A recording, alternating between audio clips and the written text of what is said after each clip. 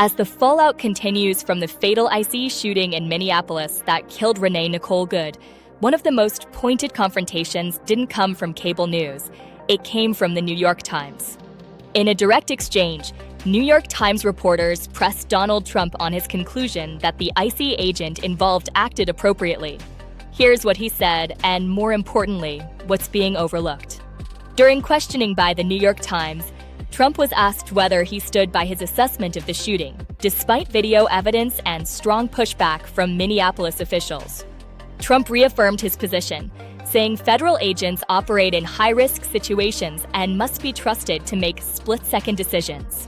He framed the incident not as a failure of enforcement, but as an example of what he called political pressure against ICE. Notably, when pressed by the Times about the specific circumstances of Renee Nicole Good's death, Trump avoided addressing the details directly. Most coverage frames this as a debate over immigration enforcement. But a deeper issue is emerging: who has authority when federal agents operate inside a city that openly opposes their presence? Minneapolis leaders have challenged ICE's version of events, while federal officials insist local governments have no say. This case is quickly becoming a test of federal power versus local accountability, something rarely discussed in mainstream headlines. Another overlooked detail: in Trump's response to the New York Times, Renee Nicole Good was never mentioned by name. The conversation shifted almost entirely to law enforcement, politics, and policy, leaving the human cost in the background. For critics, that silence speaks volumes. ICE-related shootings and deaths are not new, but this one is unfolding differently. Why? Because video emerged early, local leaders publicly contradicted federal claims, and major outlets like the New York Times are pressing harder than usual. This isn't just another news cycle, it's a moment where narratives are colliding in real time. Trump's response wasn't only about this case.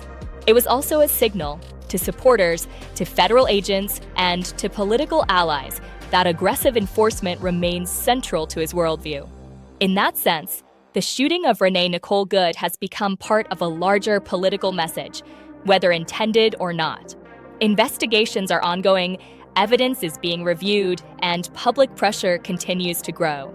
But beyond the legal outcome, this case is reshaping conversations about ICE operations, federal authority, media accountability, and whose voices matter most after tragedy. The New York Times pressed Trump for answers, but many of the most important questions remain unanswered. And as this story continues to unfold, how those questions are handled may matter just as much as the final conclusions. Thanks for watching.